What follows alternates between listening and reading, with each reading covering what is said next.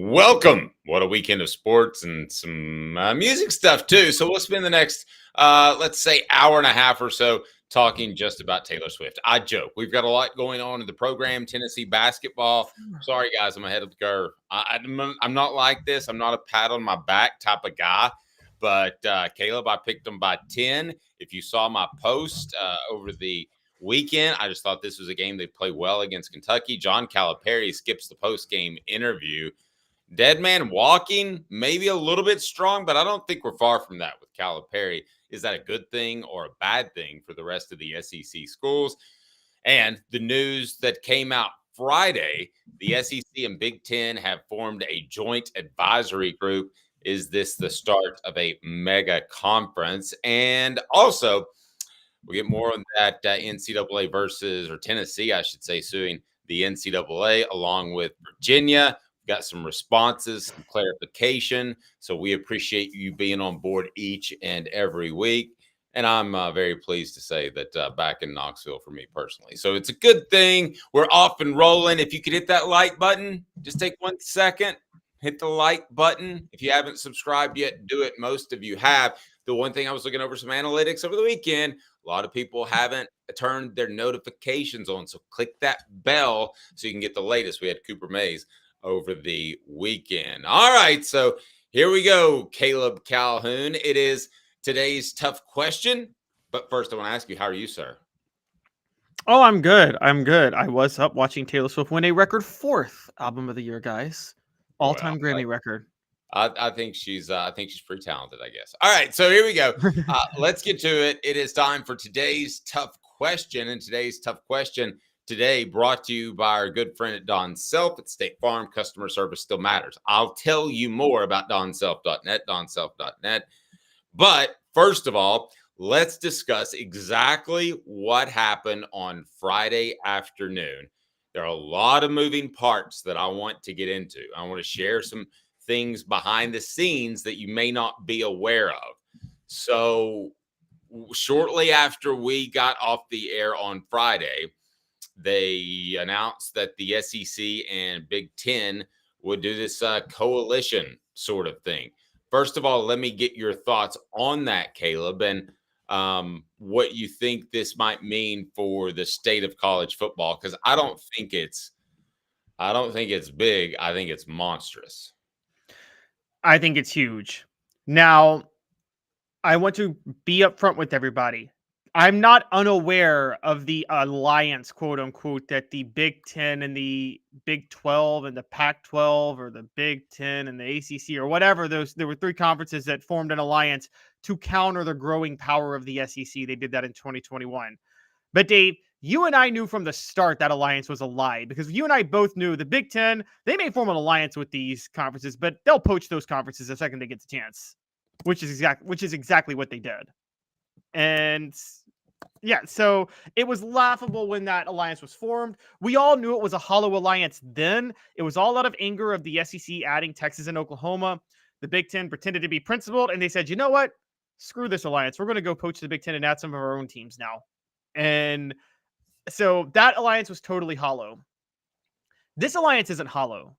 Okay, you have these, both of these conferences are embedded with TV deals, TV networks that don't want to give up these conferences. They don't want to give them up at all. And so they have a ton of power, and the networks have a ton of power, and nobody has incentive for these conferences to really poach each other, I guess. You will see some geographical fights if the ACC becomes available, but this is a clear alliance to say that, for them to realize that we don't really need the NCAA anymore. We are so powerful on our own as mega conferences that there's absolutely no reason for us to acquiesce to the NCAA's demands at this point. Okay, I want to unpack a couple of things. I want to start with time frame. Here are my thoughts on time frame. Let's get yours. While the NCAA has moved incredibly slow when it comes to college football, they haven't moved slow lately. It seemed like NIL just bam happened. It took a little bit longer, but the transfer portal just happened. The playoffs just happened. I think we were maybe on the air at one point when it went from a 4-team to a 12-team playoff just like that. And then I think we're also on the air when they moved it up a year. So These things are happening quicker than they did previously. Caleb, a previous generation like me, would look at something like this and say, get back to me in 25 years. This ain't a 25-year thing. This is going to be something they're going to move, I think, quickly on. Now, you mentioned that coalition, and there are agreements in place for the college football playoff. But my question to you is, how long does that contract run? And do you really put much stock in that? Because every contract's breakable, right? No, I don't. And honestly, the contracts don't even have to be broken. The NCAA doesn't put on the college football playoff.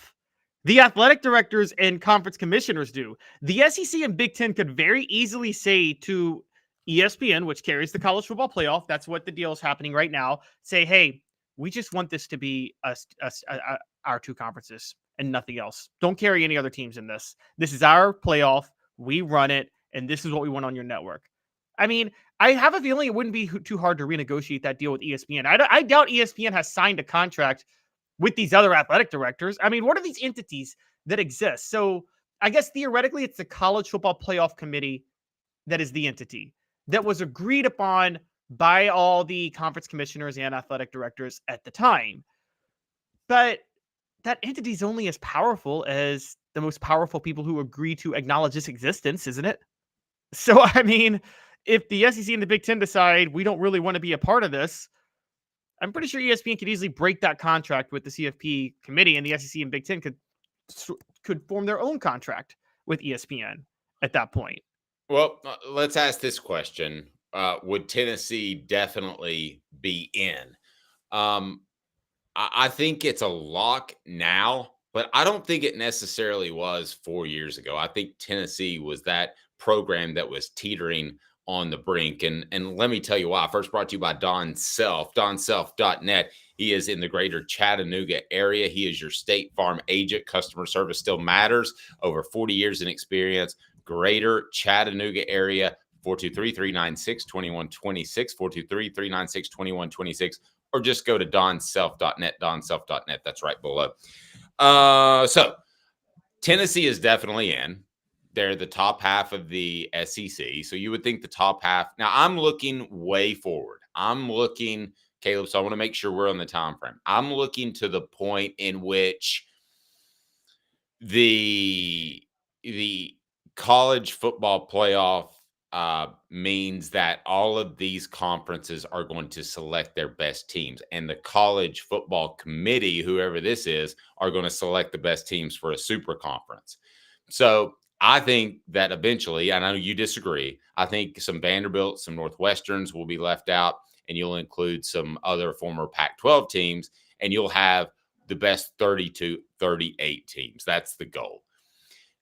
Tennessee was teetering on the brink of not being in this not that long ago. Tennessee was a program that was listless for a decade, that didn't have much excitement around the program. Nobody was jumping up and down and cheering for Jeremy Pruitt at Neyland Stadium, and I can't see I blame them. I'm not saying that if the same administration was in place now that had been then, that Tennessee wouldn't have made a super conference, but I will at least say it would be worth sweating it a little bit. If they had continued to be that poor for what would be now 15 years, and I just don't think that would have been a good look for Tennessee getting in there. But I think Tennessee's a lock for a super conference 99 times out of 100. Yeah, I'm going to disagree. I think it's 100 out of 100. And the reason I'm going to disagree, and I'll get, if the super conference happened tomorrow, if it just happened tomorrow, just like that, you and I both know Nebraska would be in there. Nebraska hasn't been relevant in 20 years, and Nebraska would still be in that super conference. And because of the revenue and the power they bring in and things they generate. If there was, if you go to, if baseball, or if the NBA, if baseball decided to break off and say, we're only going to take like the 15 best teams and form another super league.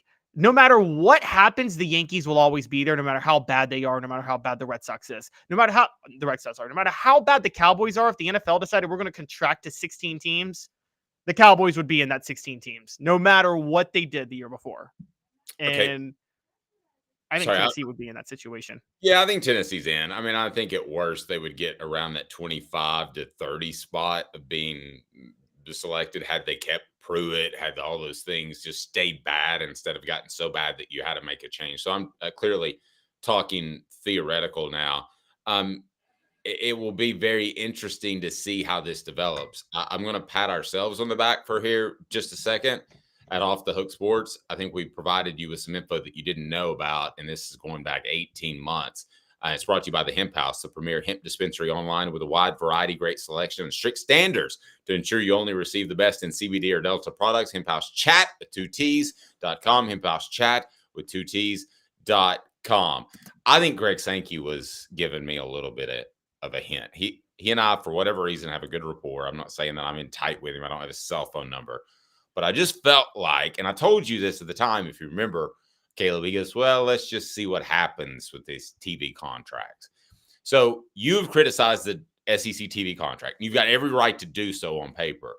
But if it changes somehow, then you look at it in retrospect in a different way. I believe firmly that Sankey thought all of this was coming and all of these deals are going to be somewhat reorganized for a super conference, because you're basically walking in and saying, boom, I've got something a lot better for you.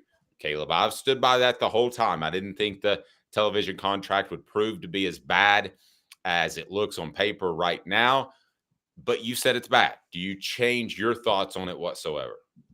No, not yet. And here's why. I don't see unless he himself becomes conference commissioner or super conference commissioner, I don't see the incentive for Greg Sankey to want a super conference. I don't see the incentive for any conference commissioner to want a super conference. I mean, the whole cash Dave, money. let's be honest. Cash money. What are you talking about? Wait. Cash money that he wouldn't get. What would be the purpose of his job as SEC commissioner if there's a super conference? Well, like, I actually think that if you look at Sankey and what he's doing, I think he could be the commissioner of football one day. I think he could be the Roger Goodell of football. So what happens if he plays himself and they do the super conference and instead Nick Saban gets appointed commissioner and then Greg Sankey's out of a job? Yeah. I mean, so this is a big risk to think I want super conference. I think the conference commissioners are going by the way of the NCAA in 10 years. In 10 years, Dave, we're going to be talking about conferences the way we talk about the NCAA now, which is their whole business is staying in business. And because I personally think conferences make no sense now in this day and age in college football. I agree with I'm with you, the 38, 40 team mega conference, whatever it is. I personally like 60 to 70 because I think I like college football as more of a national sport, but whatever, we can quibble with that. I like the idea of a bunch of teams and just one all being independent. They all negotiate their own TV deals and they just agree to scheduling each other. You know, like a Tennessee can just pick their own rivals who they play on a yearly basis. I think that's the best way to do it. I'm fair with that. Okay, so now I want to see a super conference where every game's scheduled. There are no non-conference schedules. Well, I agree. Okay. There's no conferences, period. In my ideal world. I'm with you. I agree with that. All right. So what SEC teams should be worried about getting left out of this thing?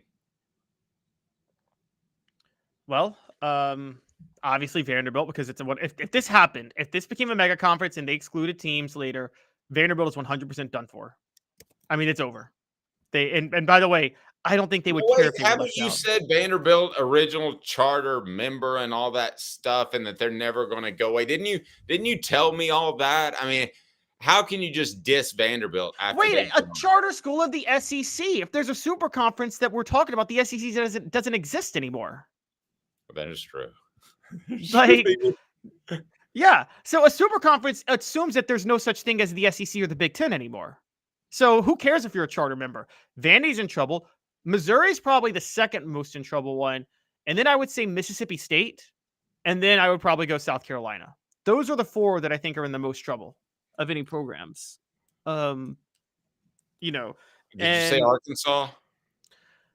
I think Arkansas could get in. Have you looked at the revenue? They are loyal like Nebraska. Yeah. They generate revenue.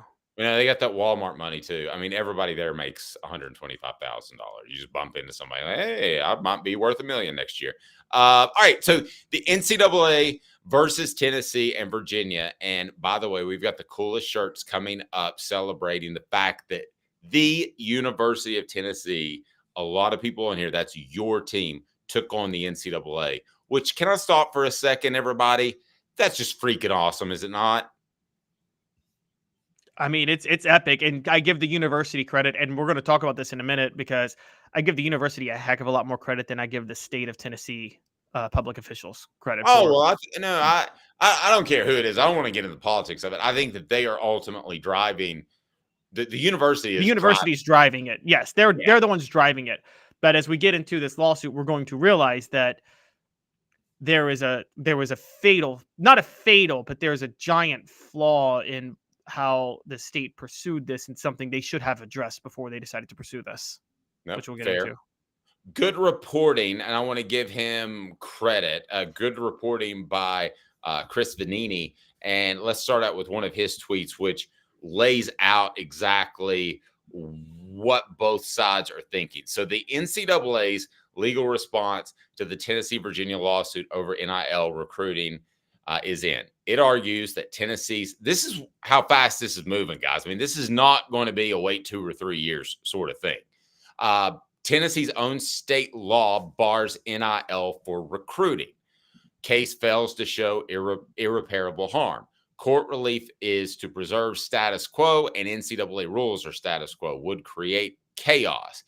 That is their response. My response to that is this. If Tennessee's own state law bars NIL for recruiting, first of all, that's stupid. Cops are not going to break away from a murder case to go check out some NIL issue. I mean, that's just not going to happen. Second, when you talk about the state laws behind that, well, they're different. In Missouri, Eli Drinkwitz can sit in front of a prospect and a prospective advertiser and help them negotiate a deal. So that to me just sounds like the typical ignorant NCAA response. Let me throw something out there that sounds kind of good. And if you really don't know the sport, then maybe you'll be okay with that. And you'll just say, oh, well, I'll roll with that. It must be a state law. Well, then every state's different. Then you're practically giving Missouri a one-up on every other program in the nation. Chris Vanini also reported this. He said the Tennessee-Virginia Attorney General response to the NCAA is in. It argues this: NIL deals for recruits aren't pay for play. Let's start with that one. They aren't pay for play. I mean, I know it's pay for appearance. I had a great lunch with Jacob Warren over the weekend and just loved working with him and paid him. And it was awesome. Good to see him. But I know it's for image and likeness. But if he's not playing football, we're not paying him or anybody else. Caleb, let's not be silly. I agree, but I actually want to go back to your state law first point, because that's what I wanted to hit to. You're totally wrong on this. This was a giant mistake by Tennessee, because the problem is this. The Tennessee Attorney General is suing the whole point of the state of Tennessee's argument is that NIL restrictions are antitrust violations. Well, if that's the case, your own freaking state is violating antitrust laws right now with an NIL law. And so the NCAA's point is this. All they're saying, they're not saying that because of this, we're allowed to investigate. What the NCAA is saying is, how can you sue us for something that you're doing? How can you say when we do it, it's illegal, but you're doing it at the state level? You're saying we're in violation of federal law. Well, based on the Constitution, federal law does trump state law. So you're in violation of federal law at the state level. And you're suing us for the exact thing that you're breaking the law for. I think that's the NCAA's argument. And this was a fatal, stupid flaw by Tennessee. How in the world, knowing, and I got to go back a couple of years ago, because Dave, NIL started, 2021, right? Yeah, it was Bryce Young's freshman year, yes. That means the state had to proactively pass this law. How in the world could they have proactively, stupidly passed this law knowing that this was going to be a fight down the road? with the NCAA and that they lost some leverage. That's the dumbest thing I've ever heard. I did not know that state officials, state lawmakers thought it was a good idea to pass that law. That is stupid. A quick question from Daniel on the message board. How is the state breaking the law? No, what the state is doing. So Daniel, federal law trumps state law. The state is suing the NCAA saying they're in violation for federal law, but their own state law is in violation of federal law. So for them to cite federal law to defend Tennessee, while at the same time themselves violating that federal law, the intent of the person in a lawsuit does matter to a lot of.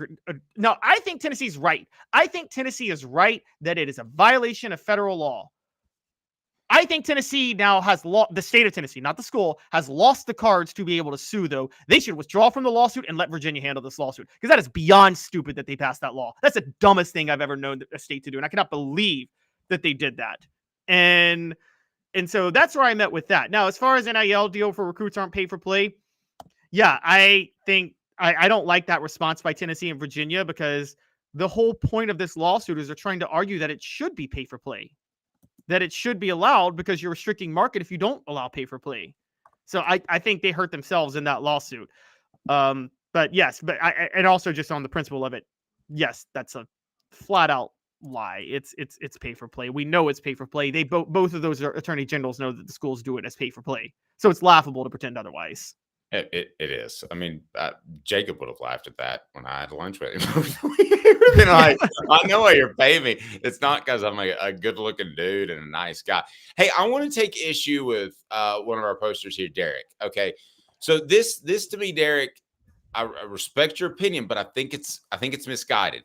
Said I may be done with football in general. A super conference, we just, I don't know, disintegrate? I don't know what that word is. Sounds stupid. Let's just water everything down. The SEC downfall. Should have never went with the ESPN route. So, Caleb, you're an opinionated person, but open your mind for just a second and go with me on this.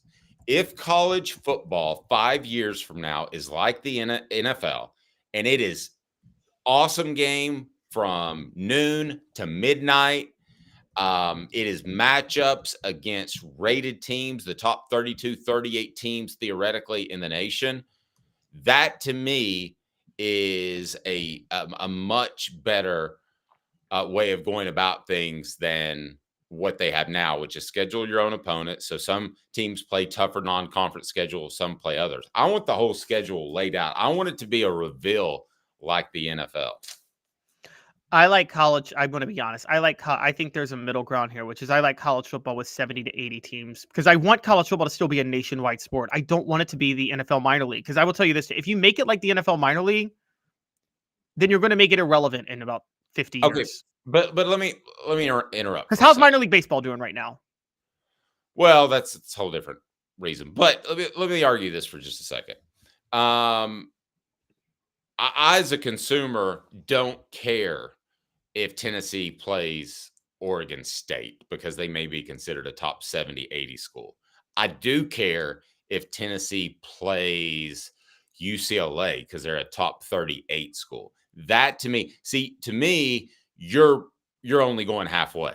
If you're going to do this, you got to go the whole way. If you're essentially, what you're doing is just lopping off some of the lower funded college football programs in the nation. That to me is not what this is about. This is about creating a better product week in and week out, from noon to midnight every Saturday, noon to midnight every Saturday. Rick Terry Jewelry Design, they want to be your jeweler. That's Rick Terry Jewelry Design, looking for affordable game day jewelry. How about the Fire Opals, a Tennessee tradition? RickTerryJewelry.com. That's RickTerryJewelry.com. Thoughts on that, Caleb? I still disagree and think it should be larger. Hold on, let me finish. If you make it just like the NFL, where it's like 32 teams and it's the best product, it's just a lesser version of the NFL, well, then it's going to fall into irrelevancy, because people will say, why watch this when I can watch the NFL? College football is uniquely different as a sport, and you're trying to make it, and I don't want it to go the NFL model. So like, I like college football being national and hyper regional in different ways at the same time. The regionality of college football still has some value. to a certain degree. That's one of the things that does make it different. Well, as a sport. I'll make your argument stronger. There is if when you spread one. Wait a second. So you're telling me it's a national sport, but it really isn't. No, I mean, I want it to be nationwide, but hyper regional, where like regional rivalries matter, regional connections matter. I just want the teams in the regions to matter. So for instance, Tennessee, Alabama is worth it. Tennessee, Vanderbilt is not. That's where I'm at.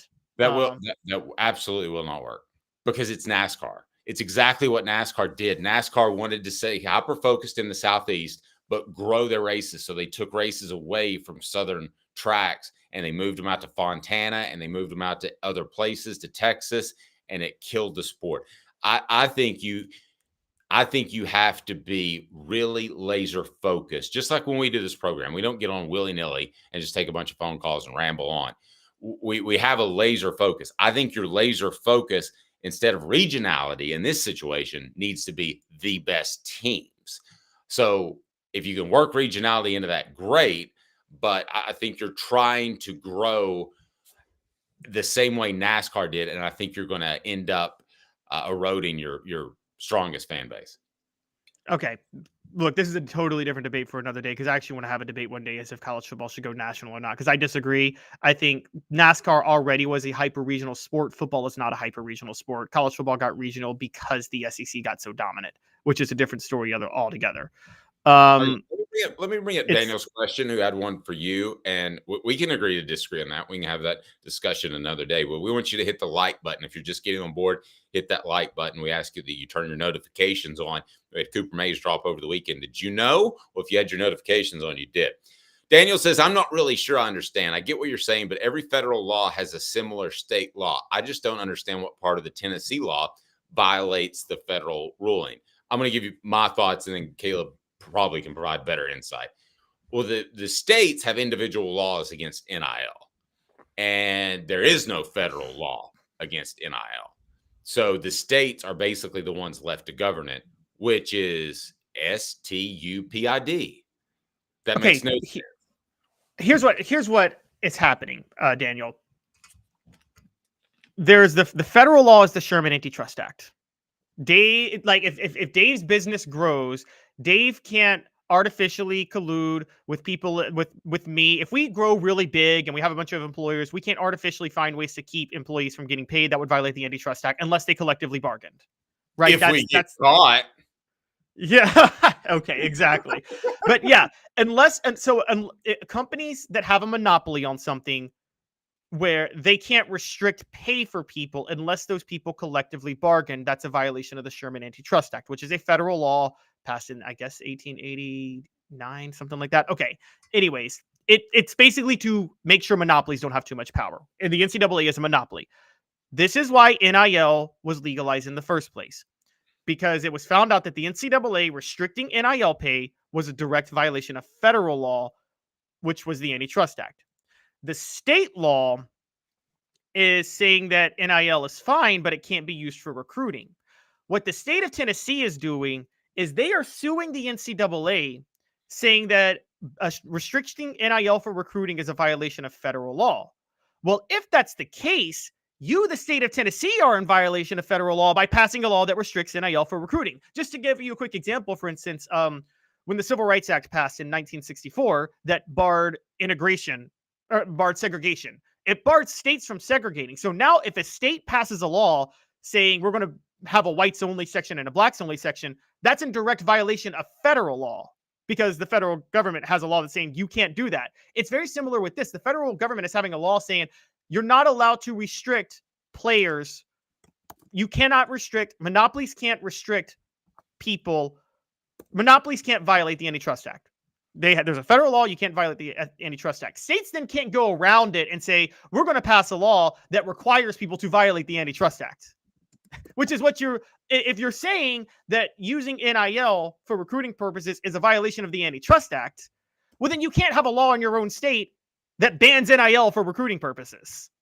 And that's the NCAA's argument against Tennessee. Really stepped in it, Tennessee, by having that law. And they had to actively pass that law. I don't know when it was passed. I found that out just on Saturday, and I haven't done my research on it. I should. but I cannot believe they passed that law. Now, the other NCAA arguments are stupid. Like one of the NCAA arguments, because the NCAA keeps saying that it would create chaos. Their argument is basically this. Yeah, it's a violation of federal antitrust laws, but we should be able to be exempt from this because otherwise bad things will happen. Well, that's not an argument in court, right, Dave? You can't sit there and say, I should be allowed to violate federal law, otherwise bad things will happen that we don't want. You can't make that argument. Yep. No, fair. All right, guys. This is probably going to be coming up one of my last comments on Joe Milton, because I just do nothing but get in trouble whenever I say the words Joe Milton. In the Senior Bowl, he threw 2 interceptions. He was 9 of 13, but 2 interceptions sure will get you beat pretty quick. Let's get to 4 downs to break down Joe Milton and his showing or lack thereof in the Senior Bowl. 4 downs is brought to you by our good friends at dynastypoolsandspas.com. I'll tell you more about them. First of all, first down. Will he get drafted? I think he will, only because I think that I've covered this too often. Coaches can't resist the big arm. It's like I don't think Josh Heupel could resist it. I think there were red flags galore about Ryan Leaf, who skipped a meeting in Indianapolis so they wouldn't pick him and pick Peyton Manning instead, so that because he didn't want to play in Indianapolis. He didn't care about to be fair, Ryan Leaf says that was a lie. He says Bill Polian straight up lied on him when that happened. I want to be fair to Ryan Leaf on that and his side. I don't. Okay, but anyway, he didn't want to go to Indianapolis, I don't believe. But nevertheless, there were red flags galore. You would agree with that. And yes, there are red flags galore with Joe Milton. So, but all that being said, you're absolutely right. Somebody will fall in love with him and the ability. Josh Heupel just did, and that's going to happen. And then he will be drafted somewhere. Now, Dave, you ever dated a girl that's like got massive toxicity issues, but like, man, she's so much fun. And like, you just can't resist her. She's super hot, but like, she's super toxic. But you look past the toxic traits because you're like, darn, she's hot. Like, that's Joe Milton. Yeah. That's Joe Milton's physical gifts, isn't it? Yeah, and I married her. All right, so second. Wow. No, we're solid at the Hooker household. Second down, where will he be drafted? You pick a round, and I'm going to go over under. I think he's going to be a 5th round pick. I think he'll be a 5th round pick. I will go under, which means that it would be lower. How good of a player is he short term would be my question. And again, we get that's brought to you by Dynasty Pools and Spas. I'll tell you exactly what a team should expect out of Joe Milton in the first couple of years. DynastyPoolsandSpas.com.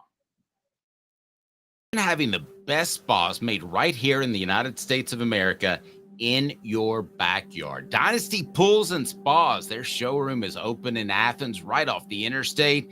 You can stop by and check out the best hot tubs and spas in the market. And in delivery, yes, they can do that to Knoxville or Chattanooga. They've got complete support, spa cover, and chemicals to keep your spa bubbling at its best. They also have pool chemicals as well. Dynasty Pools and Spas, amazing discounts for first responders, military, and even some blemish models that can save you a ton, and no one will ever notice. Mention Off the Hook Sports, get $500 off. Mention Off the Hook Sports, get $500 off.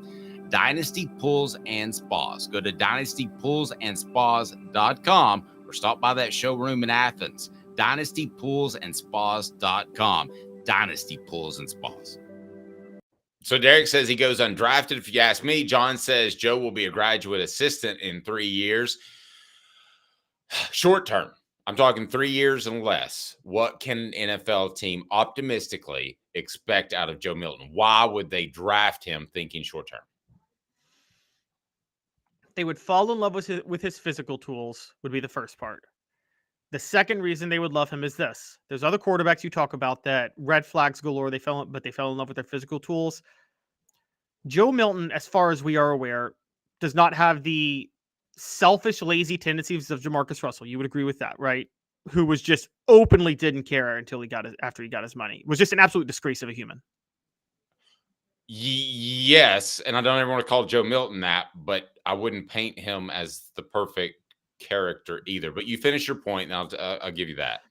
Okay, and he doesn't have Ryan Leaf where there's just look, I think Ryan Leaf had some mental health issues that just were not addressed. He did. And I want to be fair to I don't think that's showing up with Joe Milton. So I think people will fall in love with his ability. So I think he'll have staying power as a backup quarterback. Matter of fact, Dylan Elam just nailed it. He's Malik Willis 2.0. Malik Willis is still on the Titans because people can't resist his athletic ability. So he'll get a couple of starts in a game or two because some quarterback is hurt. He'll be terrible, but people won't be able to resist how athletic he is. I'm going to take the under. I think that he will go later, or I guess the earlier or the later instead of the over-under. I'll take the later. Long term, Joe Milton looks back on his career, and we look back at his career, and we consider it a success. Well, wait, you didn't give your short term. How long does he last short term? Oh, I'm sorry. Short term. How long does he? Oh, no, you addressed it. That was third down. So you addressed. I know, but what's your third down answer?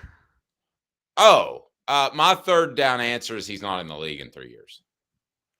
Oh, so okay. Wow. My fourth down is pretty easy. He's not in the league in 12 years. So what's your fourth down? Because again, this is the last I'm going to talk about this. I told everyone, and I hate it when people say I told you so, but the information that we give you is solid. I knew that Joe Milton had severe limitations last year going into the season. I know he has the same limitations. He throws 2 picks in the Senior Bowl, and he's going against better athletes in the NFL. And Caleb, I will tell you something too. If he doesn't hit every single receiver at Tennessee's Pro Day, or has he gotten invited to the Combine yet?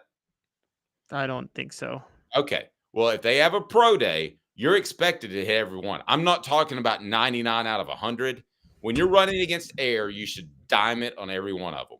I will predict in the Pro Day that they have, there will be 4 or 5 incomplete passes, and that will pretty much submarine any opportunity he had to even get drafted. And then if you don't have an opportunity to get drafted, you don't have an opportunity to play in the NFL. I don't think he's going to do well in the Pro Day. I don't either. Here's what I think is going to happen for Joe Milton. One, guys, quick story on Joe Milton. Joe Milton was interested in baseball, and his high school coach told him he'd be better off choosing football. He should have so much pettiness and vindictive nature towards his high school coach forever. His high school coach sabotaged his future because he would have been a great closing pitcher in Major League Baseball.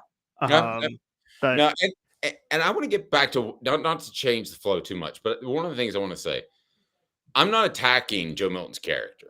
Okay. I think he's a good dude. I think he's the kind of guy that, hey, you can date my daughter. That's fine. But I do think, though, that there's a laissez-faire sort of attitude with him that frustrated some of his teammates. I think that while he was professional, the intensity that a Hendon Hooker has, the intensity that a Peyton Manning has, I don't think he had that. So let's lump that in together with his ability as a con, pros and cons, because, I mean, again, I go back to the Citrus Bowl. Why didn't you let everybody know earlier that you're not going to play? So I think because as we found out, it sounds like he was forced not to play. It sounds like he wanted to play. Right. I don't think he's a bad character guy. Don't get me wrong. I think you can have 40 guys like him on your roster, but I think at the quarterback position, you need a tried and true leader.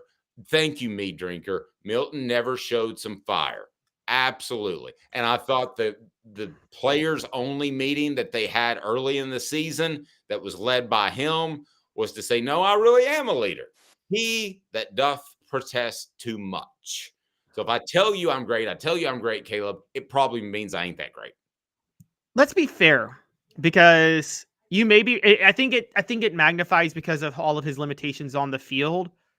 But Dave, sometimes I think people mistake laissez-faire for lack of intensity, because isn't that what Casey got flack for when he was at Tennessee? People thought, but people didn't know him. I knew him. I can tell you that is exactly wrong. I mean, he, other than the weight room, he was all about it. He was all in on ball. I will argue that till the day I die. That's what I mean. Are we sure Joe Milton's not all in on ball and just gives off the vibe that he's not? You know what I mean? Because I feel pretty confident based off people I've talked to. Okay, because like there is the I Feel mean, free things to may have go there. changed because here's the thing: the intensity you talk about, like some people like to see that, like they want to see they want to see the quarterback coming down on players. Which look, you remember Peyton Manning came really hard down on players who messed up, didn't he? Like was Yes. really hard on them. Yep. And but maybe Joe Milton's is like I'll he's got the former thing. I'll give you a clap and we'll get it next time. And he's kind of got that type of leadership. I'm not saying that's a good thing, Listen, but whoa. No. What you're talking about are two different dynamics. A coaching dynamic, you want to be positive. I've read some leadership books. Hopefully, it helps out with you, Caleb, too. But I've read some leadership books. You want to support when things are going bad if you're the coach. But if you're the quarterback, maybe support. But that's also a time to get in somebody's face and say, listen, run the right route. That's when you're accountable. That's when the best teams are at their best, is when their players hold each other accountable. So the Fulmer clapping thing, what are you supposed to do after a guy just throws an interception? Shoot him? I mean, I don't know that there's a retort to that. But T. Martin had the former clapping thing, from my understanding. You covered that team. T. Martin never really came down on players, did he? Okay. That's interesting. I think that T. Martin was more intense than Joe Milton and more intense than he gets credit for. But was he a step back in the intensity level from Peyton Manning? I don't think there's any question about that. 4 Downs brought to you by Dynasty Pools and Spas. Dynasty Pools and Spas has the best chemicals, no fillers. They're right there at dynastypoolsandspas.com. Amazing discounts for first responders, military, and even some blemish models that can save you a ton. They deliver with everything you need. The steps, the cover, the whole 9 yards. That's Dynasty Pools and Spas, dynastypoolsandspas.com. Mention Off the Hook Sports, and you will get $500 off of your next spa. Coming up on the program, we've got some Tennessee basketball. Man, I've been on fire with my picks lately. And why the Alabama coaching hire is just looking more and more like one mega fiasco after another. Here we go. Stay tuned. 2 minutes. Caleb Calhoun. I'm Dave Hooker, Off the Hook Sports. Sand and salt water, the beach is a very relaxing place. Unless you wear contacts. Ow! Open your eyes to the best the beach has to offer with LASIK vision correction from Campbell Cunningham Laser Center. Sports Treasures in North Knoxville is one of the South's largest sports cards and memorabilia dealers, featuring over 10 million sports cards from vintage to modern. Sports Treasures carries a full line of hobby boxes, singles, autographed memorabilia, Tennessee Vol collectibles, fan cave decorations, and so much more. See a museum full of collectibles at Sports Treasures, 4819 North Broadway in Fountain City, and Sports Treasures on Facebook. Sports Treasures, where the real sports fan goes to shop. Have you seen the latest TriStar Hats Co. product? TriStar Hats Co. What's that? You know, those really cool hats, shirts, tumblers, and even license plates with 3 stars like the official Tennessee flag and stripes like the American flag. Pretty patriotic if you ask me. Ah, gotcha. Seen those. Those are cool. Where can I get them? Simple. TriStarHatsCo.com. And if you order now, there's 10% on any order $50 or more. Plus, use the promo code HOOKED. With the promo code HOOKED, you get 10% off. That's hooked. And don't forget free shipping with any order over $50. Stock up at TriStarHatsCo.com. That's TriStarHatsCo.com. There are plenty of wannabes out there, so make sure you go to TriStarHatsCo.com for the best quality and customer service. Will do, and I'll be sure to use the promo code HOOKED. That's hooked when I do, to save an additional 10% off. TriStarHatsCo.com. TriStar Hats Co. is a trademark of TriStar Hats Co. LLC. Any use without express written consent is prohibited. So we can read too much into a lot of things, can't we, Caleb?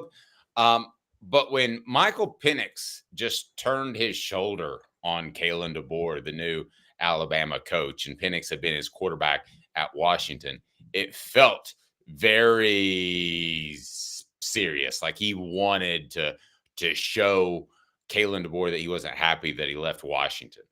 I ask you this first, and then we're going to get into the fact that apparently the University of Alabama did contact Clemson. So this wasn't just a snap your fingers, we got our coach sort of thing.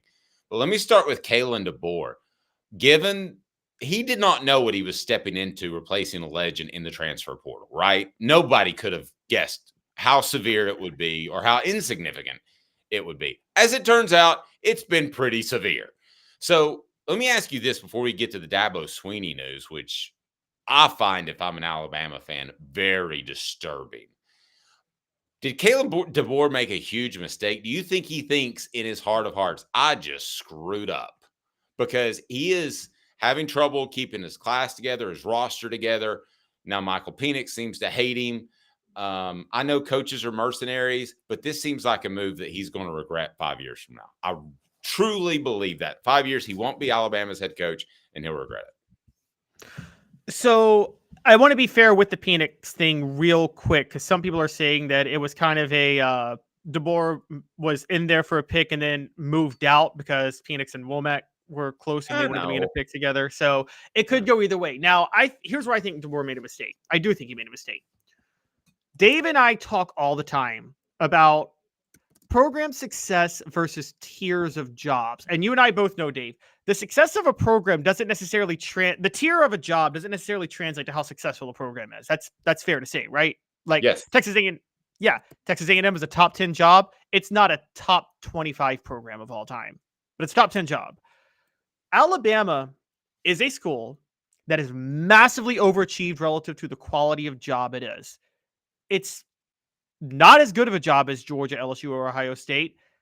May not be as good of a job as Florida or Texas or Miami or even A&M. I mean, we're talking a little bit further down. And that's pre-NIL, by the way. I'm talking pre-NIL era. Post-NIL era, Alabama's not a top 15 job. Nick Saban notwithstanding, it's not a top 15 job. Okay? And Alabama fans can come at me for that. But the lack of NIL funding combined with the recruiting base you're in, Alabama's not bad, but it's not. You're competing with Auburn, and you still have, and Georgia's better, and Florida's better, and Louisiana's better, and Texas is better. So already, Alabama has some things that are really working against it. I think Kalen DeBoer saw Alabama as a tier 1 job because of the success Nick Saban had there. And I think you and I both agree that success was so much more about Nick Saban than it was Alabama.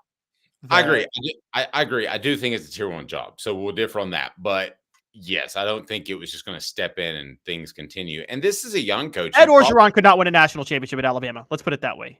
Okay. No, that's fair. If you want to say like Ohio State and LSU because of in-state talent and the allegiance therein, if you want to take like an upper level of elite, I can roll with that. But all you need is a mascot as coaches there. Yeah. I mean, to me, elite, those top 10 or 15, I would have them in there. Nevertheless, the fact that they reached out to Dabo Swinney and the athletic director admits that, and he did, just flatly blows me away. I would say I'm not going to comment on other guys. To me, this is a cover your rear. He said the discussions were brief. We tried to get Dabo Swinney the same way Georgia went all in with Kirby Smart when South Carolina was making a run at him, because you didn't want to look stupid and not make that phone call. And let's say Dabo Swinney resurrects Clemson and they win another national championship, which we don't think is going to happen. But if it were to happen, you'd be like, why not the Dabo guy? He's got Tennessee ties. I thought the fact that they reached out to Dabo really undermines my theory that they handled that coaching search almost perfectly, because it was bam, bam, got our guy in 48 hours. And that I've got respect for, and as the Tennessee fans out there should too, because it's been the absolute opposite. So with Kalen DeBoer, is he going to have success? That's debatable. Dabo Swinney would have at least held the class together because of his Tennessee ties, and he's a likable fellow. This is one of those times where you could use a player's coach. He would have done a better job in the short term. I don't know about long term, but he would have done a better job in the short term. You mean Alabama ties, right? Not Tennessee ties. Is why Yes, he would have held the class together. Excuse me. No. Yeah, it's fine. It's exactly why you said Tennessee should have just hired Kippy Brown in 2010, right? He would have held the Kiffin class together during that time.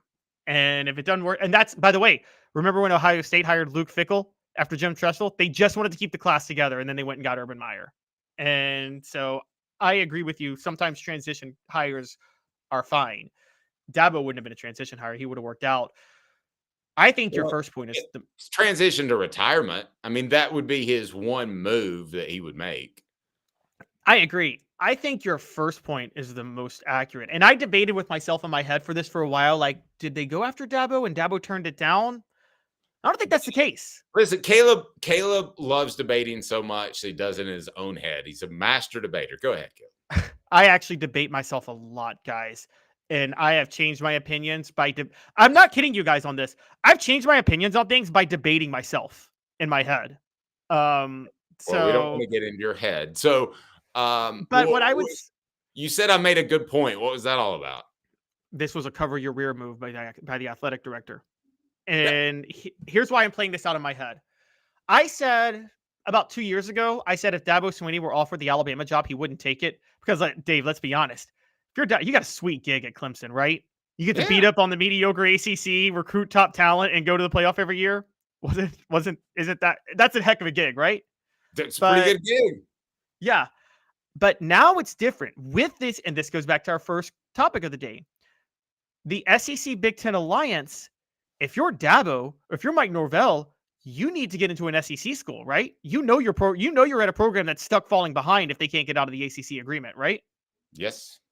So thinking that, I'm like, maybe Dabo would have taken the job now, even if he wouldn't have 2 years ago. So now I'm like, the only logical explanation is that this offer wasn't really on the table. You're right. This is a just in case moment. This is a just in case 2 years down the road. If Kalen DeBoer flames out and Dabo Swinney goes and wins another national title, the athletic director, to save his own skin, to make another hire in the future and not get fired by Alabama for making a bad football hire, because as we know, everything's about the football hire. He can be like, I did reach out to Dabo. He didn't want the job. That's where this is headed. No, you're right. You guys are having some fun with the master debater. Yes, I really master debate myself about Michael Penix. That's more than we needed to know. But yes, we debate with our friends each and every weekday at 10 a.m. So how did the phone call play out? Was it? Let's put it. I think it was Jon Gruden-esque. I think that Tennessee made a call to Jon Gruden's people, okay? But I think that Tennessee never really thought they could get Jon Gruden. I don't think that's the case with Alabama. And to Dabo Swinney's credit, he told them quickly that he wasn't going to be the guy. Or did they say, we're not sure you're the guy because we had a brief conversation? Either way, I think this was from the get, even going back 5-10 years ago when it was the natural succession. I believe firmly that it was all about making sure you cover your rear. That's why you reach out to Dabo Swinney. Do you think it's possible maybe they just made a really, really, really bad offer so they could say they offered and he rejected? I think it's totally possible. I think Tennessee flirted with Jon Gruden like that. I don't think they were ever going to get close to the 10 million, which is approachable now, but it wasn't back then. You're making. I think 2017 they would have, because everything I had heard was the boosters were so tired of losing they were willing to open the checkbook for Gruden in 2017. But 2012 they weren't. Okay, I'll give you that. In 2017, but he was never going to come in the first place. He had no hopes and dreams of coming back to college football. Trust me, he wanted to go to the NFL. Boy, that would have been a big, huge mess. It's never a mess at Sports Treasures. I get to go down there today. I got a friend in town, so I wanted to have them check it out because it's cool. It's in North Knoxville, carrying over 5 million sports treasures and so much more. Follow on Facebook for the best sports memorabilia, facebook.com. Go to Sports Treasures TN. That's Sports Treasures TN. Check them out. So do you think ultimately that, and you can phrase it however you want to, Caleb, because it's either, I can come to you and say, hey, Caleb, would you like to work for $5 an hour? Well, I'm insulting you by that offer. So I'm basically just covering my bases and saying that I offered you. Do you think it was that, or do you think Dabo Swinney said, nah, I'm good? Because I'll tell you why I think it was the latter. I think he knew enough, and he hates transfer portal enough where he could show up there and although I think he'd do a better job than DeBoer of retaining talent that they have, still there's going to be a massive turnover. And I think he knew that, and I don't think he wanted any part of that. I think that's possible. I'm I still think stuck on Dabo, the. I actually think Dabo's smarter than most people think. Oh no, Dabo's very smart. Dabo's very smart. Dabo was actually ahead of the curve with the transfer portal. Where remember one of the things Dabo did that helped him recruit well, which was his promise to players that if you don't make it here and you want to transfer, he was the first to be out in the head of the curve. Remember, he would never block a player from transferring where they wanted to go. Yep. And he would say, "I'll help you find the best place for you." I'm going to say this about Dabo. And I think you and I both disagree with him fundamentally about NIL, right? And things like that. Yes. But I think we both agree Dabo's very principled, isn't he? Yes. As a human. Yes. Yeah, and I think Dabo, look, I think a part of Dabo is this. He's very much against the transfer portal.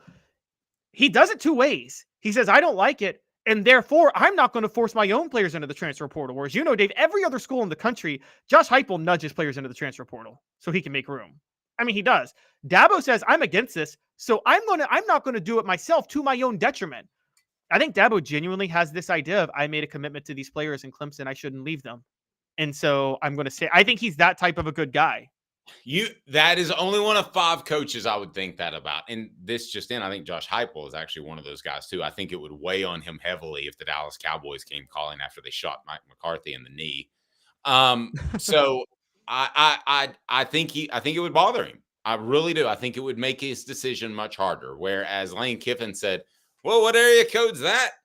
Oh, it's LA. I better take this call. You step off. So I want you to take part in our poll question. It is up right now on our YouTube page. A mega conference is what?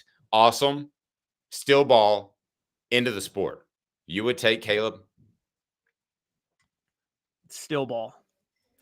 I'm taking awesome. But I want it to be my way. I know it's different than yours. I want it to be 32, 38 teams. They play each other. They don't play anybody else. Boom, bingo, bango, you're done. It's clean. It's easy. And you see great matchups every week. Now, that does mean a 9-3 season might get you in a playoff. So the regular season. That's happening anyway with the 12-team playoff. That ship has sailed. Well, but this could just enhance it, I would think. But big picture, yes. You're going to have to get the regular season is not completely minimized. If you lose 3 games, you're probably not going to make the playoff, right? If you lose 2 games, depending on who's ahead of you in your conference, you might not make the playoff. But getting back to the Dabo Swinney thing, I know Alabama fans are trying to get behind this DeBoer hire, but they didn't know who he was 12 months ago, right? And I'm just curious if an Alabama fan looked themselves honestly in the mirror and said, man, I need to see the dentist. No, said, would I rather have Dabo Swinney or Kalen DeBoer? You can laugh if you want. Who would that be? It's not close, right? No, I actually think right now Alabama fans would have rather said Kalen DeBoer because, look, prisoner of the moment. Wait, hear me out. No. Let me finish. They say that now because he's their guy, just like Tennessee fans said that about Butch Jones.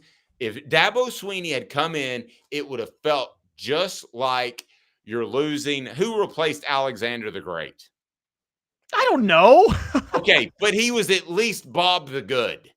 Okay, so that would be a feeling of Bob the Good is coming in, Dabo the Good. Right now, you've got Kalen the Dull, not Caleb the Dull. So I just Dave, I think wait, Dabo would have no, been I'm pushing back on this totally Okay. because look, I think I'm not so sure Kalen DeBoer is a bad coach. I talk about the infrastructure of Alabama. Dabo is definitely more accomplished, but the college football is a what have you done for me lately sport. You don't think you saw Kalen DeBoer last year? You saw Dabo Swinney. Dabo Swinney's profile is down. Dave, when Philip Fulmer was fired by Tennessee, he tried to shop himself for head coaching jobs, right? And I'm sure you know that better than I do. Yeah, there's one job in particular that he wanted that didn't come open. I can't remember what it's the one that went to Dabo Swinney. Clemson? It was the Clemson job. Okay, well, he was never in line for Clemson. I thought he might get the Louisville job at one point. But here's the thing. Now Philip Fulmer, like Dabo, was more accomplished than a lot of these coaches that got the jobs. But people thought these coaches were better because they felt the game had passed Fulmer by. I think a lot of the perception of Dabo, Dave, is that the game has passed him by. You're saying they would rather have Dabo because of his accomplishments, but he hadn't been that accomplished lately. Okay, and so I think Kalen DeBoer recently has been more accomplished than Dabo. Now, I think Dabo is headed for a renaissance because I think Dabo has actually finally accepted the transfer portal and is going to play ball now. And I think not playing ball really held him back for a little while. Playing in the ACC helps you stack wins. Exactly. Playing in the ACC helps you stack wins. So I think Florida State just went undefeated because they relied on the transfer portal. I think Dabo's kind of figured it out. He's like, he doesn't want to, but he's going to accept it. Similar to Nick Saban with the up-tempo offenses. Okay. So I think because of that, Dabo is going to have a renaissance. But right now, I think most colleges would hire Kalen DeBoer over Dabo Swinney right now. I do. Okay, I think that's pure insanity. I'm not saying they'd be right. No, the guy was the Indiana head coach 4 years ago, for the love of goodness gracious. No, he was their offensive coordinator, not the offensive coordinator. Sorry. Yeah, he wasn't. Everybody loves the new guy, though. Everybody loves the new guy that hasn't. It's like in politics. Everybody loves the fresh guy that doesn't have the scandals in his back pocket because he hasn't been in there for a long time. The young, fresh guy is always exciting because you haven't seen as many failures from him. Fear the man who wins the press conference. What have I told you before? Fear the good-looking football coach. They win press conferences. Maybe Kalen DeBoer did with his good-looking offense.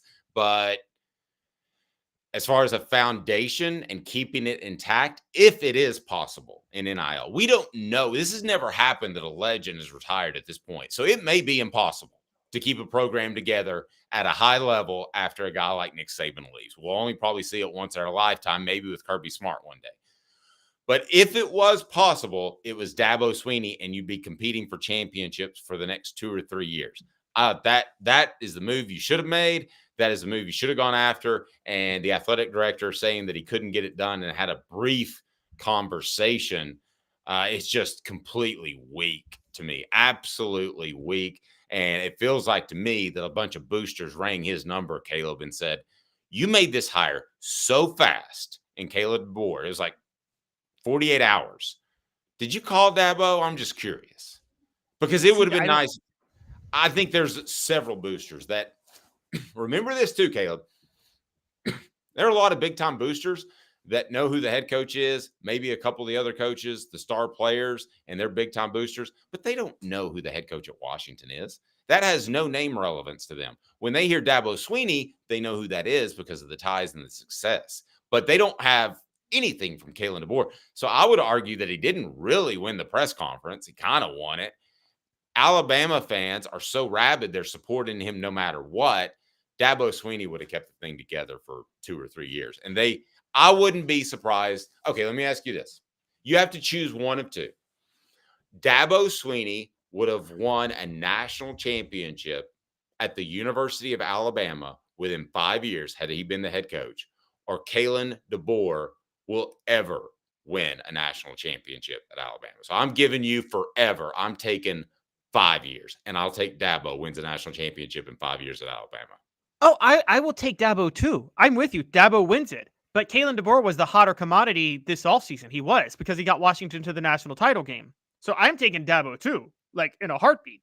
But also, Dave, look, theoretically on paper, Kalen DeBoer is more accomplished than Josh Heupel. I think you and I would both take Heupel over Dabo Swinney. I think if Dabo Swinney called Tennessee tomorrow and said, I want the job, you don't fire Heupel, you stick with Heupel still. Yeah, that's one of my rare ones. I mean, how many are there out there like that? I would stay with Steve Sarkisian. I would stay with Lane Kiffin at Ole Miss over Dabo Swinney, but there's only about 8 or 10 where you would turn down a national championship winning coach. I want you to vote on our poll on YouTube, and that is a mega conference is blank. Awesome. Still ball into the sport. The show represented by Banks and Jones. Again, Banks and Jones is your attorney to call. BanksandJones.com for criminal defense or personal injury. BanksandJones.com. And Dave made a pretty good pick on some Tennessee basketball. over the weekend. I don't know if you saw mine. Did you see my Twitter? Have you seen my new avatar, by the way? I need to see your new avatar. Okay. Not only if you're on the Twitter, hit the like button and tell me what you think of my new avatar, because we're going to pull that up and share it with you, that I displayed right before my incredible pick with the Tennessee-Kentucky game. Here's what I said before the game. I said Dalton Connect has a big night, but a 10-point win. In turn, Kentucky wanted to go after Dalton Connect, and other players made up the difference. And John Calipari skipping press conferences. Why not? Yeah, seems pretty reasonable to me. How about in 2 minutes, we talk Tennessee basketball? This is an Elite Eight or Final Four team. Off the Hook Sports. Got cataracts? We can fix that. Never miss another moment. With a little help from Doctors Campbell, Cunningham, Taylor, and Hahn at cctis.com. Hi, I'm Rick Terry, and we at Rick Terry Jewelry Designs pride ourselves in the highest quality craftsmanship from a family-owned business here in Knoxville for over 35 years. At Rick Terry Jewelry Designs, we also take pride in being an affordable option for all your game day accessories, especially those fire opals. At Rick Terry Jewelry Designs, we want to be your jeweler every day and especially on game day. Go Vols! Hi, Mike Davis here with City Heating and Air, reminding you to always dare to compare. Our team provides quality local heating and air service, installation, and maintenance across East Tennessee. We use only the best equipment like American Standard heating and air conditioning for your residential, new construction, or commercial needs. Honesty, dependability, and customer satisfaction have been the cornerstones of our business since 1961. City Heat and Air. Dare to compare.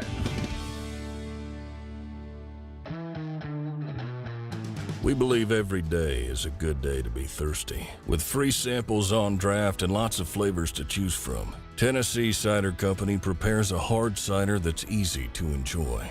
Some say it's the signature cider of the South. Others say it's the cure to your craving. They all say you'll savor every sip. The area of Gatlinburg has so much to offer, and so does Tennessee Cider Company. Add us to your list for shopping and fun experiences. You'll be glad you made the trip. Find our cidery in the Mountain Mall on the Gatlinburg Parkway. Sip smart. Sip the good stuff. Sip Tennessee Cider Company. Thirsty yet? Doors open at 10 a.m. Tennessee beats Kentucky. If the Vols don't make at least an Elite Eight, it is a letdown. Ted asked that question. He says so. He thinks that's the case, and I'm going to agree with him. I think this has to be an Elite Eight team. But let's live in the moment. Let's look back at what Tennessee did against Kentucky. What stood out about that win to you? To me, it was Dalton Connect not on an elite night. They handled him well. They got him rest so he could score when they needed him to. It was a very efficient night because Kentucky wanted to shut him down. I thought that was pretty obvious. Caleb, I thought that that's exactly what Dalton Connect's supposed to do. He's supposed to bring you points when you need it, but if he can't, somebody else should be open. I just think it's another step in the right direction, and this is a really good basketball team. I was having this discussion over the weekend with somebody that's older than me. He's probably 60, 65, so he remembers the Ernie and Bernie days. And I said, best Tennessee basketball team since ... And he said, yes. And I said, whoa. There's a question. And he goes, I think this is the best ever if they can get some of this inconsistency out, which is still plaguing them. And I'm not going to pretend to know the Ernie and Bernie days, but there is at least, I think we can say the potential that they could be better because they're deeper than the Ernie and Bernie days. Is that fair? I disagree. I think their depth is their problem.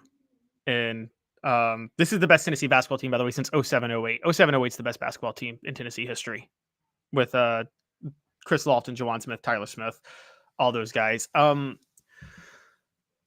want to give some credit first before I go into the negatives. One, it seemed like all of the negatives, all of the slumps that Josiah Jordan-James had been facing for like a month, just all like, he made up for it all in one night, didn't he? He looked like an NBA player. Like if you just tuned in, you're like, is this guy going in the top 10?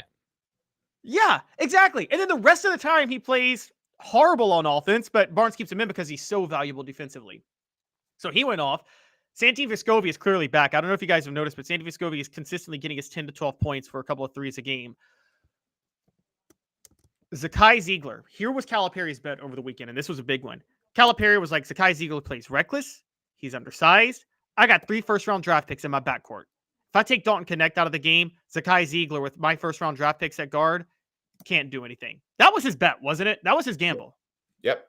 And Ziegler, he looked like the first-round draft pick on the court at guard over the weekend. None of Kentucky's guards did. And, 26 points, 13 assists. You got to give him all the credit in the world. Adu finally stepped back up, got 11 and 11. Here's the problem.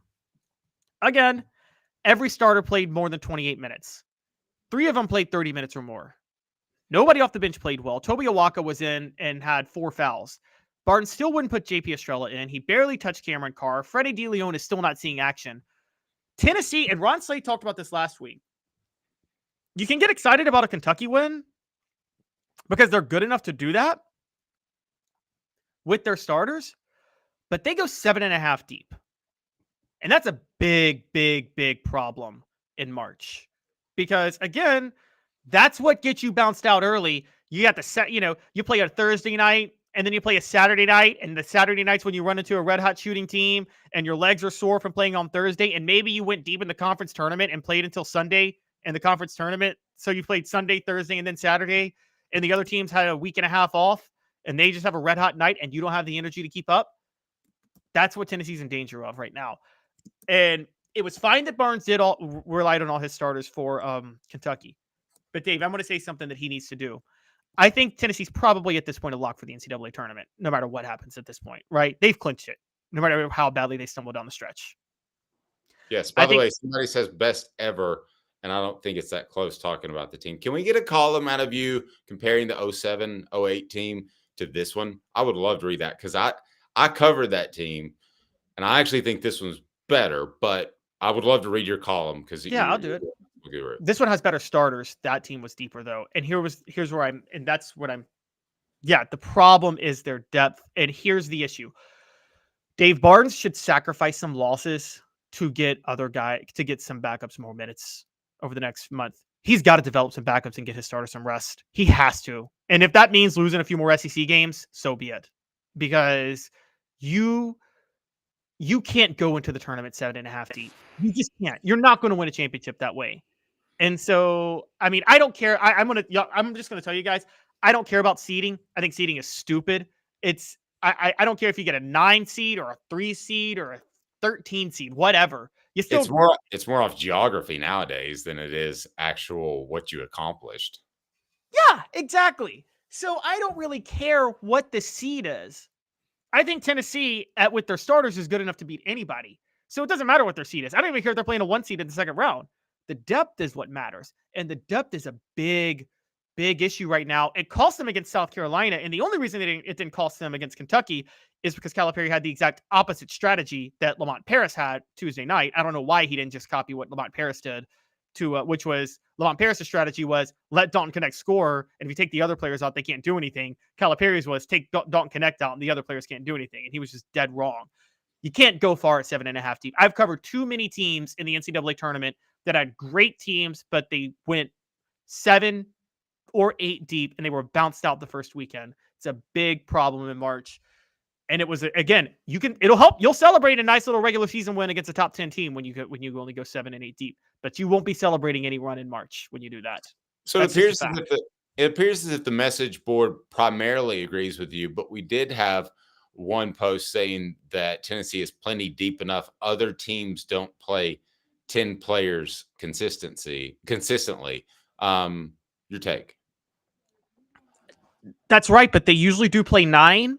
And other teams, usually their best players, they don't have anybody. They may have one player average more than 25 minutes a game. Tennessee's got all 5 of Tennessee's starters are averaging about 27 minutes a game, and 3 are averaging 30 minutes a game. So Tennessee, this is a big problem. Now, look, I've talked with Dave on this. It is true when you get to the postseason, and this is very true in the NBA, you shorten the rotation, right? You do shorten the rotation in the postseason. Mm-hmm. The depth is not for having players who can step up in the postseason. The depth is just so your guys in the regular season can get rest, so they'll be fresh in the postseason when you do shorten the rotation. And Tennessee, I'm at this point, I'm just going to be honest. This would be so toxic, and people would hate it with college basketball. I would do load management if I were Rick Barnes right now. I would absolutely do load management. And I would be like, you don't care about the seeding that much, because you would be giving up if you did load management and you're basically saying it's okay to lose a game or two here or there because of load. That's what you're saying, right? It's not okay, but it could be a byproduct, right? Right. It could be a byproduct. Okay. I like seeding a little more than you do. I think so. I wouldn't go that far, but I see the argument. I would say this. I think the worst case scenario for Tennessee is Tennessee makes the tournament. Tennessee's a 1 or 2 seed. Tennessee wins the first game fairly easily because they're just outmatching the other one. And then because they get to rest their guys, they feel fantastic for that next game, the round of 32. They make it to the Sweet 16, and then they get in the Sweet 16 and maybe win a game. But that second game of that weekend, whether or not that's on a Saturday or Sunday, that's where it gets scary to me. Now, that would have you in the Elite Eight, so that's not bad. But that's when the depth or lack thereof would show up in that particular weekend. I've seen it happen before. And I believe that at that point, Rick Barnes would think long and hard about retirement. And I wanted to dig into that for a second. It's brought to you by Tennessee Cider Company, the original hard cider of the Smoky Mountains. Use the promo code HAT. That's HAT to receive some free swag with your cider order.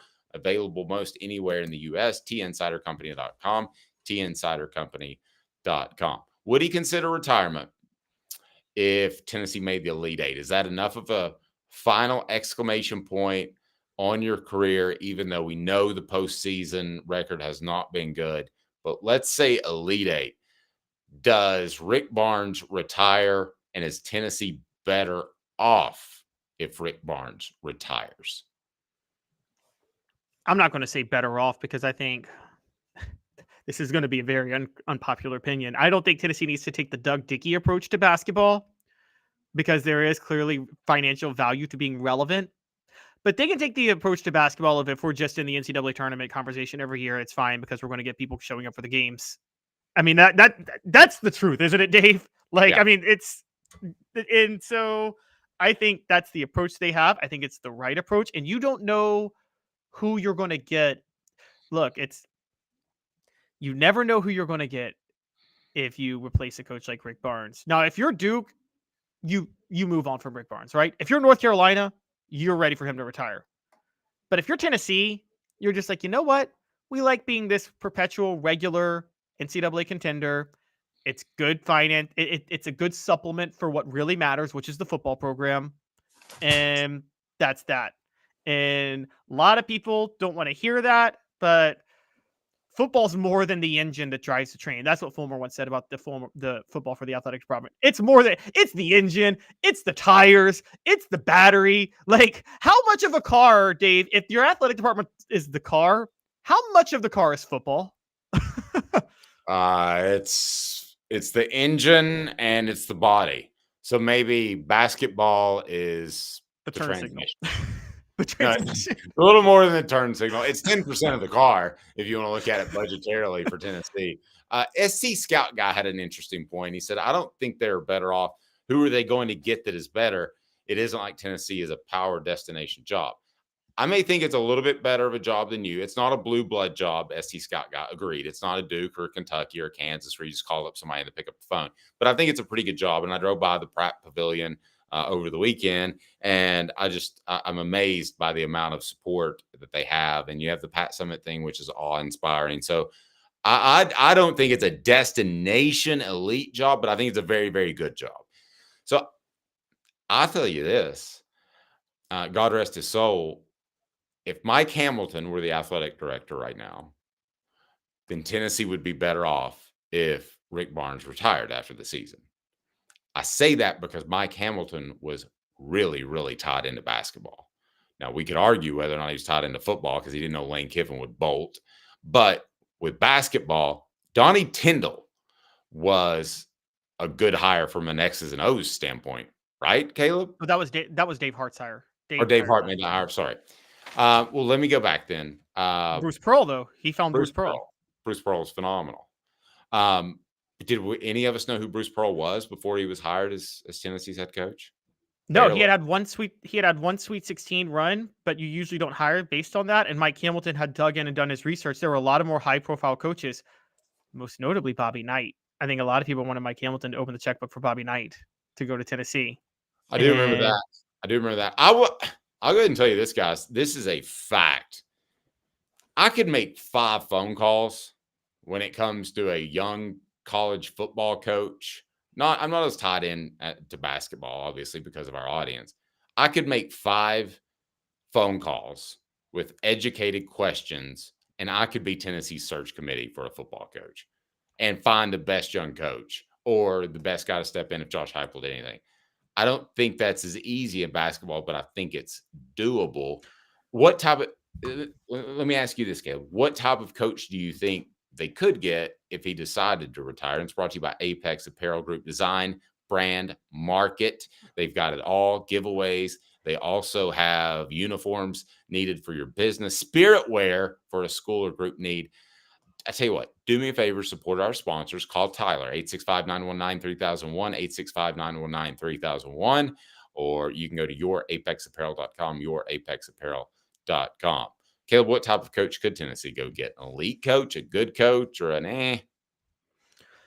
I think Tennessee could get any coach they wanted right now. I'll say for like the Bill Self at Kansas. Okay, I get Bill Self's not leaving Kansas, but you get my drift, right? I think or share at Duke because of the tie. Yeah. Right, exactly. But I think by and large they could get any coach they wanted. I'm going to tell you why it's an underrated job. When Kevin O'Neal bolted in 97, people said that he complained about women's basketball being the forefront. That wasn't the case. The case was, and you know this, Dave, Doug Dickey wasn't supporting the basketball program the way they needed. Well, I can tell you exactly how he wasn't supporting, because that was the old Prop 48 days. Do you remember that? Prop 48 is when you barely qualified. Okay, so you were allowed to practice for that year, but it was a mandated redshirt year. Well, Tennessee had a football player, a defensive tackle, that he went from Prop 48 to full-time player his freshman year. And Tennessee basketball had a guy named Isaiah Victor who did not. And that stuck in Kevin O'Neal's craw, and that's why he up and outed. That's exactly why he left the way he did. Brought to you by Andy Mason, AndyMasonRealEstate.com. Real estate experts with over 4 decades of combined experience in East Tennessee. Best prices, best service in the Knoxville area. AndyMasonRealEstate.com. AndyMasonRealEstate.com. I think Tennessee could hire an elite coach. Yes. Look, I'm going to tell you guys, because here's how you should look at a job. It's 3 things for a coach. 1, how easy is it to win there? That matters, right? How easy is it to win? 2 is the expectation level. 3 is the money. Now, Tennessee is as easy of a place to win as any place in the country, isn't it? Yeah. Like, it's as easy. Yeah. Tennessee can pay as much as any program in the country can right now in basketball, can't they? You would think. And number 3, the expectations are not going to be what they are at Kentucky, Kansas, Duke, North Carolina, UCLA. They're not going to have those expectations. So you actually get a top-tier job without top-tier expectations. That's a dream scenario type of job, isn't it, for a head coach? And pretty good point. It's the. And can you imagine most coaches? I mean, Bruce Pearl helped the Pratt Pavilion. For those that don't know, that's their workout facility. That's basically like a mini high school gym. I mean, it's fantastic. But Pearl helped get that built. But can you imagine Pearl showing up from the University of Wisconsin-Milwaukee and seeing those type of facilities? I mean, that we've said there's not a difference in elite football facilities, and I think that's primarily true. But there is a difference between a lower level job in the NCAA in basketball and what Tennessee has to offer. Period. End of discussion. Right? Yes, the only school that actually beats, and there is a facilities difference in basketball. You are right about that. And the only one that's better than Tennessee in the SEC is Kentucky. I've seen Kentucky. Oh my gosh, their basketball infrastructure is amazing there.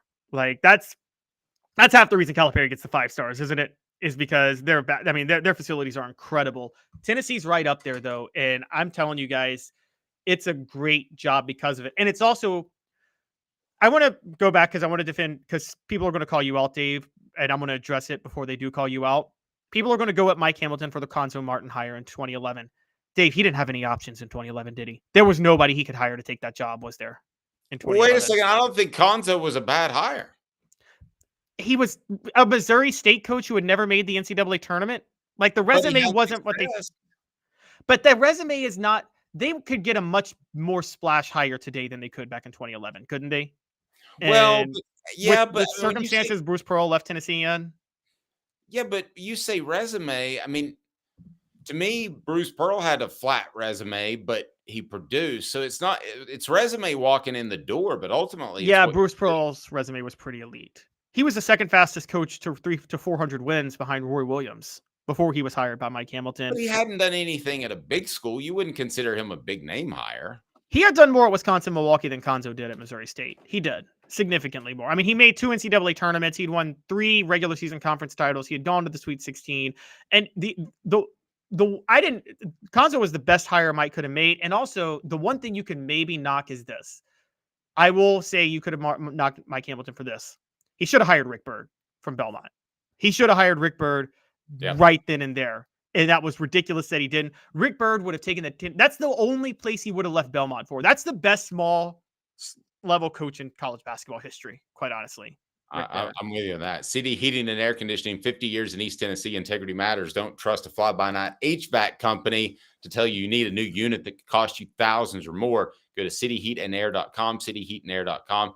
Take a moment, support our sponsors, look at them below, and then keep them in mind for the next time you might need their services. Or in the case of Sports Treasures, go down there and say hello or follow them on Facebook. You will absolutely love our sponsors. We only work with people and businesses of high integrity, so we love to endorse them for you. But support our sponsors. That means an awful lot. We'll have some more coming up as well. John Calipari's mad. John Calipari's really, really upset. The show represented by Banks and Jones will tell you why he just blew the Vols off after getting beat in Rupp on Saturday night.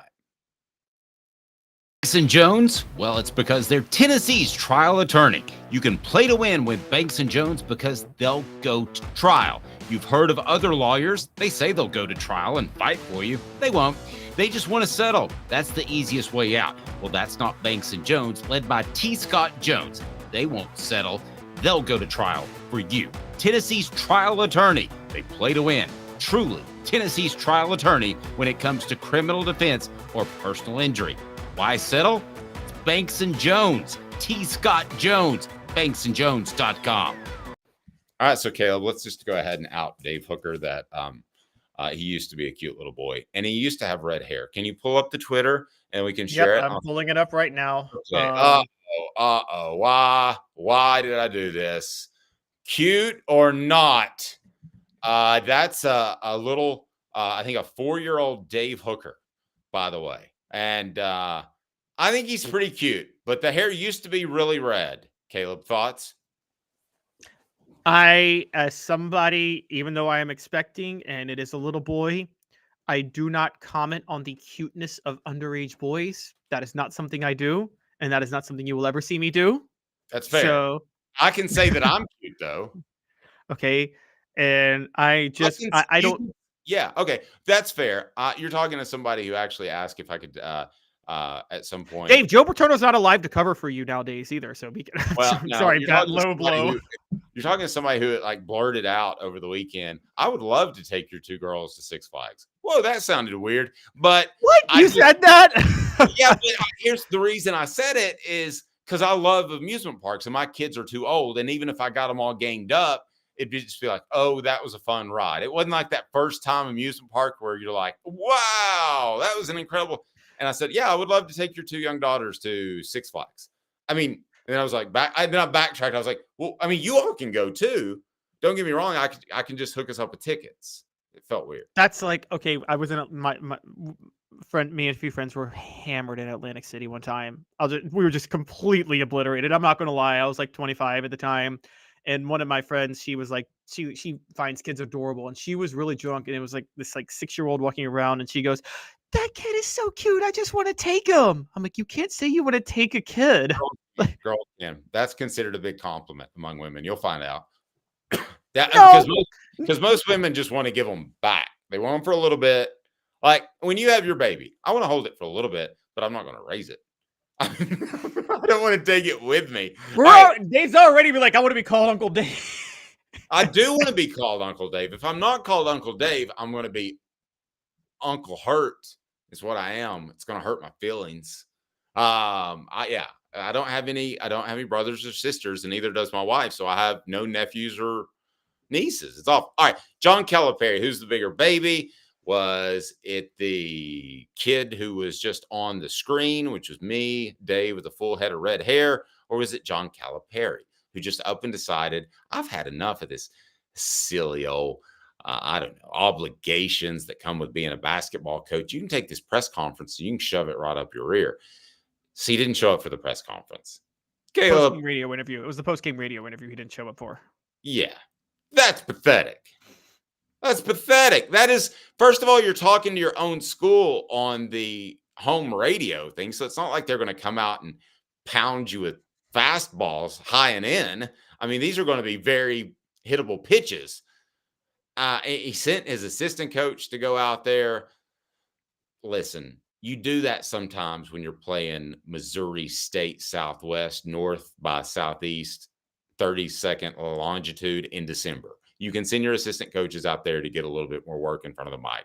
You don't do that after you just lost by double digits to Tennessee at home. That's pathetic. That's next level pathetic. You're right. And it's also, isn't it usually a sign that things are, look, I know you say beware winning the press conference. I get that. But I also say coaches who wilt beneath the pressure of the media, beware that they're almost done too. And I have mountains of evidence for that. I have evidence from Derek Dooley's mom defending him publicly on radio stations. You kind of knew that hire wasn't going to last when that happened. Remember that? She baited me. Did I ever tell you she baited me? I was interviewing a kid, Eddie Goldman, who now is in the NFL, and it was in D.C., and they had me and another reporter on just to ask us about Tennessee, and then she jumped in on the radio interview and started ripping me. And I didn't even know she was – Really? I didn't even know she was – on the show, and they tried to play it off like it was just an accident. I don't want to get sidetracked. Continue your point. Yeah, Derek Butch Jones, Shy Tuttle fell on a helmet. Okay, or champions of life, lecturing the media. The minute he lectured the media, you knew he was done, right, Dave? In that moment, you're like, this guy's not going to last the year. Mm-hmm. And then there is, I'm going to give you guys an underrated one. Josh Dobbs' breakout game. 2014, Tennessee's down 42-28. Do you remember this game, Dave, at South Carolina? They come back, score 2 touchdowns in 3 minutes, and then win in overtime. Yeah. What did Steve Spurrier do in the press conference? I don't know if you remember. He gave a quick statement, talked about how tough this loss was, and he's like, I'm tired of losing games like this, and I don't need to answer any questions from y'all, so I'll see you later. And he just walked off. And then he resigned a year later. So are you telling me that John Calipari is dead man walking? I think so. I mean, Nick Saban, as much of a jerk as he was to the media, he never shied away from a press conference, did he? Ever. He never shied away from his obligations. You covered Fulmer. Whatever you might think about Fulmer, he always stood in front of the podium and took his licks, didn't he? When things got really bad? Yes, no doubt about it. Yeah. Yeah. It's basic professionalism to stand up and take your licks and be honest with the media. And this was a meltdown move by John Calipari. And this was a sign that things are unraveling. I don't know if he's going to get fired, or I don't know if he's just so sick of everything that's happening at college basketball he's going to retire. But this is like the first. I actually don't think you're implying that it was an impetuous response, right? That I was mad. I'm out of here. You go handle it. Yeah. I don't think so. I think it was an orchestrated response, and you'll see other things happen in the coming weeks where he wants his buyout. I mean, that's what he wants. So Doesn't he have a lifetime contract? yeah, but he's going to get as much as he can, and I think he's ready to be done. I think the expectations at Kentucky are incredibly high, and they're not okay with producing a bunch of rich NBA players. They want more than one title, which is what he has. And I think he's setting up. Listen, he did this to himself at the Nets. I had him on the radio shortly after he got fired by the Nets, and I said, well, what happened in that whole New Jersey situation? And he said, well, that didn't work out. They paid me $4 million, and I left. He doesn't care. He doesn't bleed blue. I mean, he would walk away with a bunch of cash and be just fine. Maybe he coaches a lower level or not. I don't know. But to me, he's going to make I'll tell you. And I remember because just for guys, full disclosure, when I was a young kid, when I was 10 to like 15, my grandfather had season tickets to Memphis Tiger basketball games. So like we would always go. So I followed Memphis from the Larry Finch to the John Calipari years. And when John Calipari got hired at Memphis, you probably remember this, Dave, between the Nets and the Tigers, he took an assistant job for the Sixers under Larry Brown for a year. Remember that? I do. And you don't think he had some college offers? Of course he did. Calipari is very smart in this way. Calipari doesn't take a job that he thinks is going to be too difficult to recruit. He took the Memphis job because, as you know, Memphis has a lot of in-city talent, so it's very easy to recruit in Memphis. But he said, until I can get a job where I can recruit in the city like that, I'll take a job as an assistant for a year, develop some connections. Maybe I can use that. He's very meticulous, isn't he? So I think I'm on your side. Yeah, and I'm with Smoky Mountain Red. I think Cal still has a few years in the tank, but he is over Kentucky. That's what I think exactly. If you want to compare it to football, Michigan asked John Harbaugh to take a pay cut, and he did. Okay, but what happened the minute he got that first NFL job? Deuces, I'm out. Y'all get to step in. I don't care if you're my school or not. You're the one that made me take the pay cut. Well, what happened? Was it last year or maybe the year before that you had people showing up fire Calipari signs? You don't think John Calipari knows that? You don't think he knows that's out there? You don't think he feels underappreciated? Of course he does. I mean, we could argue whether or not his tenure has been a failure with just one championship at Kentucky. By Kentucky standards, I would say yes. By almost any other program in the nation, I would say no. If we want to argue that, that's fine. But at the end of the day, John Calipari is looking out for John Calipari. And if he's stressed at night because the fans won't get off of him and they won't get off his kids at school, and that's the way Kentucky is. You talk about a one-team state, that's a one-team state. Louisville can say all they want to, but that's a one-team state. And I think he skipped that press conference. I think we might not hear about it because we don't cover Kentucky closely, but I think there will be other things. They may be behind the scenes where he'll just kind of lay the groundwork for, maybe we should go our separate ways. I think this is it. And there's cultural fits. And let's point this out. When you're winning, cultural fits don't matter. Like, that's why I say people are like, Brian Kelly's not a cultural fit for Louisiana. So what? If Brian Kelly's winning, he's not going to care. But if things go a little south, you know this, Dave, there's two types of coaches. Like, Bruce Pearl's a Northeastern guy, but you can tell he's totally embraced living in the South now. You know what I mean? Yes. He's like that type of guy. I think that actually is something that worked against Lane Kiffin. He may be more comfortable now, but you can tell he wasn't that comfortable in the South when he got hired by Tennessee. Is that fair to say? He wasn't that comfortable in the Southern culture. Wasn't that comfortable in the South? I mean, no, he was not. That's the most massive understatement in the history of the world. That'd be like Dave was a little uncomfortable at that Taliban meeting. So the reason I say that is because Calipari's a Jersey boy through and through. He's more comfortable in Northeastern environments or urban areas. Is that fair to say? And if all things being equal, he's a little more comfortable in those type of situations. Yes. Lexington's a small town, college vibe in the South. We knew that from the get, but he was winning, so it was okay when he was winning. Right. But we knew that from the get. He's not a talented enough X's and O's coach to produce more than one championship with over a dozen NBA players. Sorry, that's a problem. At some point, we can always say, oh, I think he gets too hard of a knock because they just want to say he's just a recruiter, not an X's and O's coach. No, he's not a good X's and O's coach. Harold Group Security Solutions, leadership experience, specialization. Are your kids safe at school? Call their school administrator. Make sure with Harold Group Security Solutions is your work safe space. Harold Group Security Solutions, highly trained individuals that will take care of you. Harold Group Security Solutions, haroldgrp.com, haroldgrp.com. So going back to our poll, if you haven't had a chance to vote on that, a mega conference is what? Awesome, 28%. Still ball, 57%. Into the sport, 15%. Well, that's good news because when the mega conference happens, we'll still have 85% of our listeners. There you go. 15 and you're like, I'm out. Okay, so I was not at a Taliban meeting. So one of the things I wanted to bring up. I did have a funny joke. So we moved. I thought this was funny. My wife looked at me like I was an imbecile. But we had a couple. Our other house was darkish. It was like a cabin. So the one we moved in is really bright and open. We found that some of our towels were discolored. So I said, you and your friend you need to get together on Monday, throw all the towels away, and just go buy brand new towels. So Taliban together. Oh my gosh. It's not bad. My gosh. It's not. Is bad. it awful? Not bad. Awful. A little bit. So I actually wanted to discuss a little bit of the Calipari situation. I thought about this recently because Lamont Paris, you know where Lamont Paris came from, right? The South Carolina coach, and who they beat Kentucky, by the way. Yeah, he's from the Bo Ryan.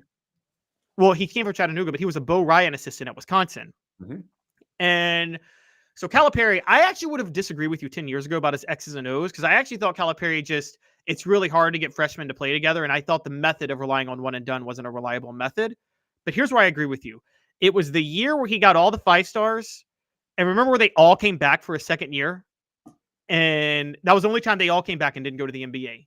And in my mind, I'm like, you have a rare thing now. You have a second straight number 1 recruiting class. And this other one, they all came back.